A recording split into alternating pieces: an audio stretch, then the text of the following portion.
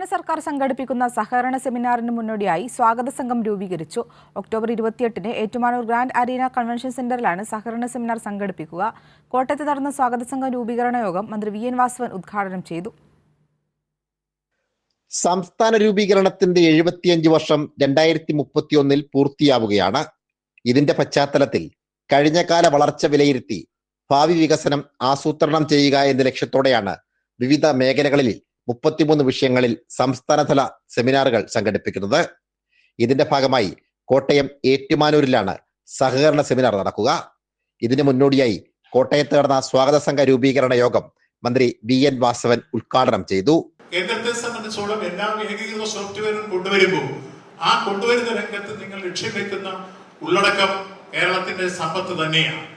ആ സമ്പത്ത് ഇത്രമാത്രം ചാനലൈസ് ചെയ്ത് മറ്റു വിധത്തിൽ തിരിച്ചുവിടാൻ കഴിയുന്ന വിധത്തിലുള്ള പുതിയ പദ്ധതികൾ തയ്യാറാക്കണമെന്ന ലക്ഷ്യം അതിൽ കടന്നു വരുന്നു.